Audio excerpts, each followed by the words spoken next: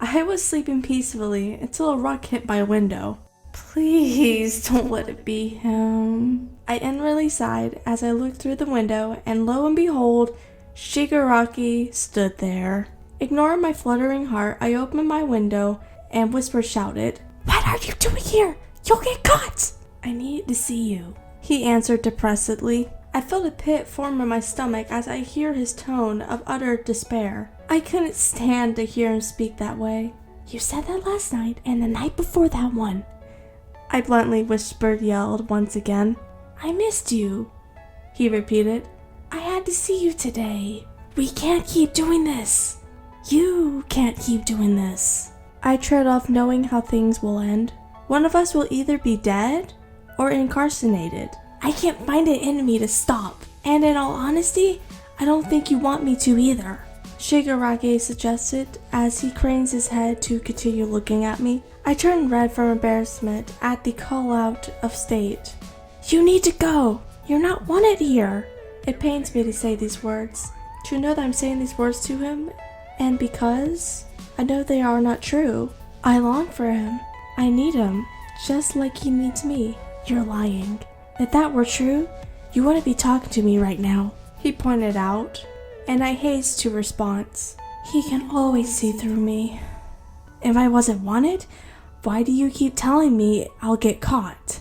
If you didn't really care for me and wanted me gone, you would have let me get caught without a care," he further explains with somewhat smug. Just thought of us being separated forever caused a tear to fall from my eyes, a tear that doesn't go unnoticed.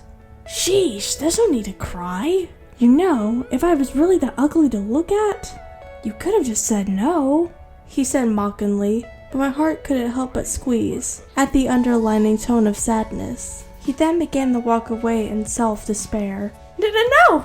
I yelled out, somewhat surprised at my own tone.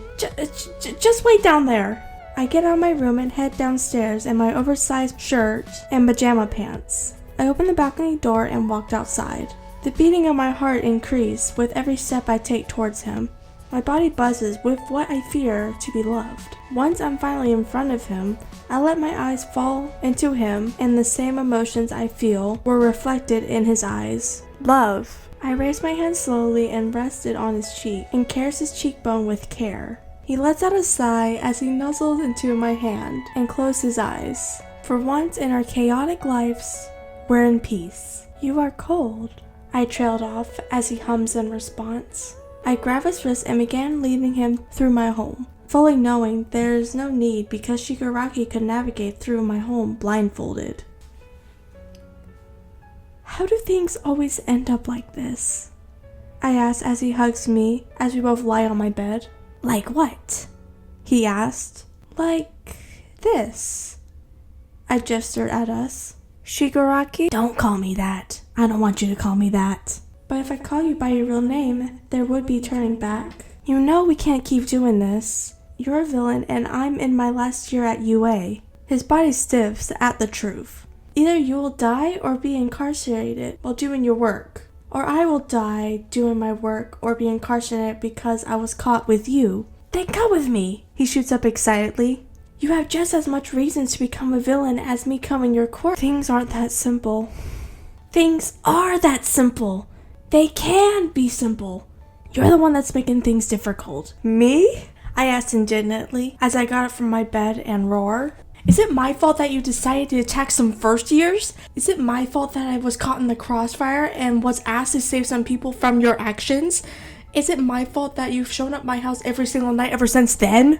Quickly, that fury turned into anguish as I looked at the floor as tears once again began to form, and I whispered, "Is it my fault that I long for you?" His face softens at me, then says, "What we feel for each other is real, and we will never find another. Please, I'm begging you, come home with me, be mine. You don't know how many times I've wished to see your face to be the first thing I see every morning and night." Then he pushes himself from my bed and stands in front of me. With delicacy, he grabs both of my hands and holds them with one hand. I looked at him, and he says, "I know you doubt a lot of things. My, coworkers, for example. You wonder if they would ever accept you. The only reason why Korogiri lets me see you is because what I feel for you has positively affected me, and he thinks it would be a powerful and loyalty ally. You would never leave or betray me because of the connection we have. Ever since Mange died, Toga wanted another person in the League of Villains. Dabi could die for all I care. Twice we enjoy a new friendship. Mr. Compress loves showing off his magic tricks to new people. And Spinner wouldn't care as long as you don't cross him or Stain. Listener, I love you. I can't imagine spending the rest of my life without you. So please, come back with me. Love. He said he loved me. This is the first time he ever said that. I feel happy. I want to stay happy, but was I ever meant to truly be happy? Do I deserve this kind of happiness? You shouldn't be here. Please. Don't come back. And why is that? He asked with mirth, as he knew what I was about to say. Because next time you show up, I fear that I'll leave you. I am suddenly pulled into his embrace as I snuggled to his chest. I breathed out knowing that my sentence would be for his ears and his ears only. I love you, Shimura Tenko. 1, 2, 3